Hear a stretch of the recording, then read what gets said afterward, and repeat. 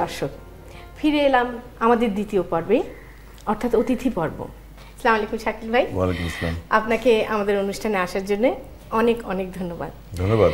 তো আপনি রান্না বান্নার ব্যাপারে আপনার আগ্রহটা কিভাবে হলো, আর কি রান্না করবেন সেই ব্যাপারে যদি একটু আমাদের জানান। আগ্রহটা আসলে ঠেকে শিখেছি। আমি একটা বয়সে আমি বিদেশে পড়াশোনা করতাম, তো সেই সময় এই ডাল ভাতের জন্য ভীষণ আমার এক ধরনের একটা ইচ্ছে জাগতো যে বিদেশি খাবার খেতে খেতে খুব সমস্যা হতো, যার জন্য আমি নিজে চেষ্টা করে ডাল ভাত, একটা মাংস বা একটা মাছ, এই ধরনের খুব অল্প কিছু রান্না শেখার চেষ্টা করেছি, এবং সেই প্রবাসে আমি কিভাবে রান্না করতাম সেটা আমি আজকে একটু আপনাদের সঙ্গে এটি বিনিময় করব দর্শক শ্রোতাদের। আচ্ছা, তো আপনি আমাদেরকে কি রান্না করে দেখাচ্ছেন? আজকে আমি খাসির মাংস রান্না করব, একটু কষানো। আচ্ছা, তো এই খাসির মাংসর ভুনা রান্না করার আগে আপনাদের সুবিধার জন্য চলুন আমরা একটু দেখে আসি এটা রান্না করতে কি কি উপকরণ লাগে। খাসির মাংস ভুনা তৈরি করতে আমাদের লাগবে খাসির মাংস 1 কেজি, তেল আধা কাপ, মরিচ গুঁড়ো 1 টেবিল চামচ, হলুদ গুঁড়ো 1 চা চামচ, জিরা গুঁড়ো 1 টেবিল চামচ, ধনে গুঁড়ো 1 টেবিল চামচ, এলাচ দারচিনি 3টে করে, আদা গ্রেট 2 টেবিল চামচ, রসুন ছেঁচা 1 টেবিল চামচ, পেঁয়াজ কুচি 1 কাপ, ভাজা জিরার গুঁড়ো 2 চিমটি, লবণ 1 চা চামচ, টক দই 3 টেবিল চামচ, টমেটো কুচি 2টি। তো রান্নায় যাওয়ার আগে আমার মনে হয় আমরা মাংসটাকে আগে ম্যারিনেট করব, না? হ্যাঁ, একটু দই দিয়ে ম্যারিনেট করে রাখলে এটা করতেও পারে, নাও করতে পারে, তবে ম্যারিনেট করলে মাংসটা একটু নরম হয়, আর দইয়ের সঙ্গে খেতে আসলে মাংস খুব ভালো লাগে। আমি এখানে 3 টেবিল স্পুন দই দিয়েছি 1 কেজি মাংসে। আমরা মাংসটা এইভাবে দই দিয়ে মাখিয়ে রাখলাম, একটু আধ ঘন্টা যদি একটু ভিজিয়ে রাখি দইয়ের মধ্যে, তাহলে আমার মনে হয় ভালো হয়। এটা মাখিয়ে রাখতে রাখতে চলুন আমরা পরবর্তী পর্যায়টা করি। আমার মনে হয় আপনার মাংসর মশলাগুলো একটু গুলিয়ে রাখার কিছু ব্যাপার আছে, না? একেবারে শুকনো মশলা ব্যবহার করার চাইতে যদি আমরা একটু পানিতে ভিজিয়ে রাখি, তাতে আমার মনে হয় তেলে ঢাললে মশলাটা চট করে পুড়ে যায় না। এই একটা বিষয়, সেই একটা সুবিধা। তো আমরা চুলো ধরিয়ে দিই। আচ্ছা, আমার মনে হয় এখন আমরা আগে তেলটা দিয়ে নিই। হ্যাঁ, হাফ কাপের মতো, বাস হাফ কাপ তেল। তেলটা গরম হোক, আপনারা নিজেরাই দেখবেন শাকিল ভাই অভ্যস্ত হাতে কিভাবে রান্না করে। এই অবসরে আমি সব মশলাগুলোকে, গুঁড়ো মশলা, শুধু ভাজা জিরার গুঁড়োটা ছাড়া সব মশলা একটু পানি দিয়ে গুলে রাখবো। 1 টেবিল স্পুন মরিচ, 1 চা চামচ হলুদ, পেঁয়াজ দিলাম, তারপর রসুন, পরিমাণটা দেখিয়ে দিচ্ছি। এখানে আরেকটা জিনিস বলার, যে ছোট ছোট ছেলেমেয়েরা তোমরা যারা বিদেশে গিয়ে রান্না করছো, কোথায় পাবে তোমরা পেঁয়াজের রসুনের পেস্ট অথবা আদার পেস্ট? শাকিল ভাই কিন্তু ওই বয়সে একটা গ্রেটার কিনে নিয়েছিলেন, সেটা দিয়ে উনি আদা এবং রসুন গ্রেট করে নিতেন। এখানে জিরা দিলাম 1 টেবিল স্পুন। তোমরা লবণটা এখন দিয়ে দেবো, যদি হেল্প করে না। হ্যাঁ, কতটুকু? আপাতত 1 টিস্পুন দিই। আসলে লবণের ব্যাপারটা তো আমরা সবাই জানি, যে এটা এক একজনের এক এক রকম তৃপ্তি অনুযায়ী বা তাদের টেস্ট অনুযায়ী তারা লবণ ব্যবহার করে। চাইনিজ রান্নাতে দেখা যায় যে চাইনিজরাও কিন্তু খুব কম লবণ ব্যবহার করে, খাওয়ার সময় প্রয়োজনে আমরা যোগ করি লবণটি। আচ্ছা, আমরা কি এই পেঁয়াজ একদম ভাজা ভাজা করব না? না, একটু একটু হোক, হালকা ডান হলেই হবে, এটা ব্রাউন করার কোনো দরকার নাই। আমাকে প্রবাসে থাকাকালীন এক ভাবি বলেছিলেন যে লবণটা দিয়ে দিলে বোধহয় পেঁয়াজটা একটু তাড়াতাড়ি গলে।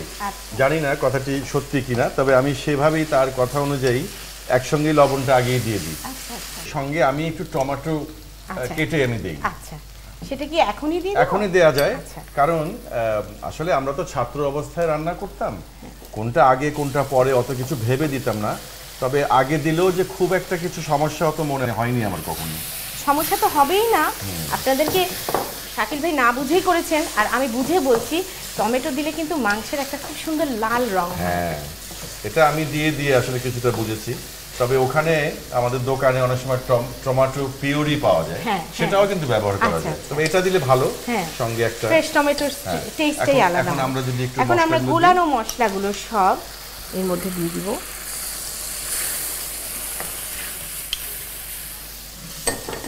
এটাকে একটু কষাতে দিব। হ্যাঁ থাকলো, অন্তত 5-7 মিনিট এটা কষানো হবে।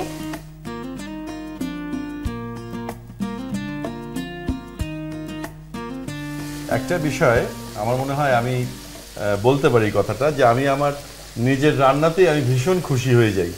আমার মনে হয় যেন আমি খুব ভালো রান্না করছি। তবে আমি অন্য মানুষদেরকে খাইয়েছি, তারা কিন্তু খেতে পারে, একেবারে সেরকম নয়, আমার ধারণা ভালোই হবে। সবচেয়ে মজার ব্যাপার হচ্ছে যে শাকিল ভাই কিন্তু এই আন্দাজগুলো চোখের মাপে দিয়েছেন এবং আমি সেটাকে মাপে ভরে দিয়েছি, কিন্তু আমি দেখলাম হুবাহু কিন্তু মাপ মতোই হলো। কি জানি, আমার মনে হয় শিল্পীদের একটা পরিমিতি বোধ থাকে এবং সেই ধারণা থেকেই হয়তো আমি। আর আরেকটা জিনিস প্রমাণ রাখে, উনি রান্না করতে গিয়ে খুশি হয়ে যায়, তার মানে কি জানেন? উনি প্লেজারের সাথে রান্না করে। আমি দেখেছি যে আপনি যদি অনিচ্ছা সত্ত্বে রান্না করেন তাহলে রান্নার স্বাদ আসবে না। আমার মনে হয় আমাদের এখন মাংসটা দিয়ে দিই। প্লেজারের সঙ্গে শুধু রান্না করি না, প্লেজারের সঙ্গে খেতেও ভালোবাসি খুব, এই ব্যাপারটিও রয়েছে।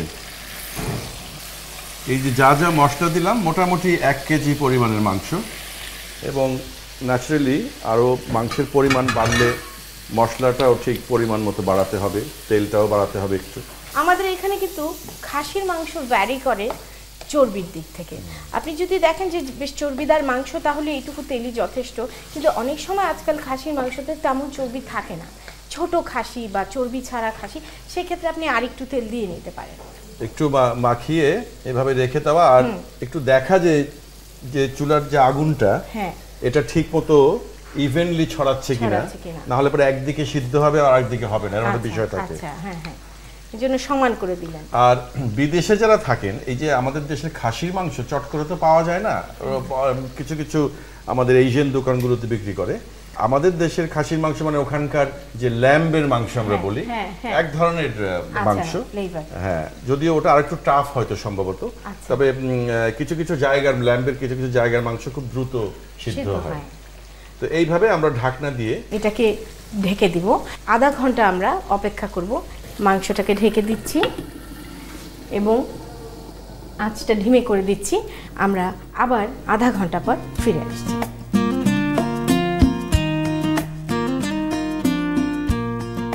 আমরা এখন আবার দেখি আমাদের মাংসের কি অবস্থা। মাংসের পানি বের হয়ে পানি প্রায় টেনে এসছে। এখন আমরা জাল পাড়িয়ে এর মধ্যে কি দিব শাকিল ভাই?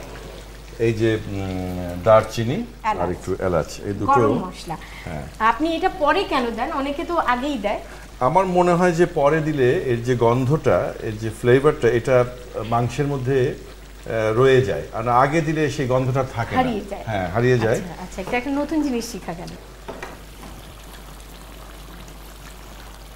আর প্রবাসী ছাত্রছাত্রীরা যারা আছেন, আমার মনে হয় মাংস যাতে লেগে না যায়, ননস্টিক প্যান ব্যবহার করতে পারলে খুব ভালো, বেশিরভাগ ক্ষেত্রেই তাই করে। আর যদি তা না থাকে তাহলে টাইম টু টাইম একটু দেখতে হবে যে মাংস লেগে যাচ্ছে কিনা। এই যে আমরা দিলাম, এখন আমরা একটু ঢেকে এটাকে কষিয়ে নেব।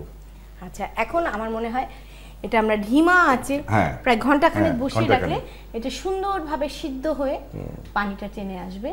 চলুন তাহলে ফিরে আসছি 1 ঘন্টা পর।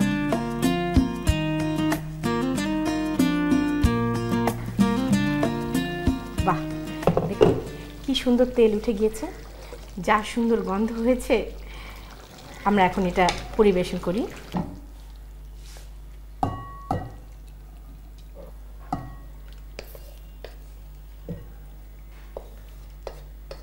আচ্ছা, শেষে আমরা জিরার ফাঁকিটা আরেকবার একটু উপর দিয়ে দিই, তাহলে গন্ধটা খুব আরো মানে সুন্দরভাবে থাকবে, দেখতেও ভালো লাগে এবং একটা ফ্রেশ ভাজা জিরার গন্ধ আসছে।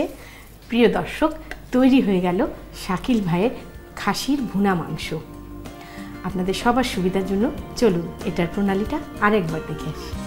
প্রথমে একটি পাত্রে খাসির মাংসে টক দই দিয়ে ম্যারিনেট করে নিন। এবার একটি বাটিতে মরিচ গুঁড়ো, হলুদ গুঁড়ো, ধনে গুঁড়ো, জিরে গুঁড়ো ও পানি দিয়ে গুলিয়ে নিন। একটি কড়াইয়ে তেল, পেঁয়াজ কুচি, ছেঁচা রসুন, ছেঁচা আদা ও লবণ দিয়ে সামান্য ভেজে নিন। এতে টমেটো কুচি ও গোলানো মশলা দিয়ে কষিয়ে নিন। তারপর কষানো মশলায় খাসির মাংস দিয়ে 30 মিনিটের জন্য ঢেকে দিন। এরপর মাংসে এলাচ, দারচিনি, ও পানি দিয়ে অল্প আঁচে 1 ঘন্টা ঢেকে কষিয়ে নিন। 1 ঘন্টা পর পাত্রে ঢেলে পরিবেশন করুন খাসির মাংস ভুনা। শাকিল ভাইয়ের খাসির ভুনা মাংস, আর সাথে করেছি আমরা শাহী পরোটা। আমি শাকিল ভাইকে একটু টেস্ট করতে দিচ্ছি। শাকিল ভাই তো রান্না করে খুব আনন্দিত হন, সেই সাথে নাকি খেতেও পছন্দ করেন। দেখুন আপনার সব ঠিক আছে কিনা, মশলা টশলা। মনে হয় ঠিক আছে, বেশ। পরোটার সাথে ভালো লাগছে? খুব ভালো। শাকিল ভাই, সময় করে আমাদের এখানে আসার জন্য আপনাকে অনেক অনেক ধন্যবাদ। আপনাকেও ধন্যবাদ আমাকে এই অনুষ্ঠানে যুক্ত করার জন্য। সেই সঙ্গে আমার মনে হয় শুধু দর্শকবৃন্দ যারা আমাদের সঙ্গে কিছু সময় কাটালেন তাদেরকে বিশেষভাবে ধন্যবাদ। আজকের অনুষ্ঠান এখানেই শেষ করছি। আগামী সপ্তাহে আবার কিছু নতুন রান্না নিয়ে আপনাদের সামনে হাজির হব। তার আগ পর্যন্ত সবাই খুব ভালো থাকুন।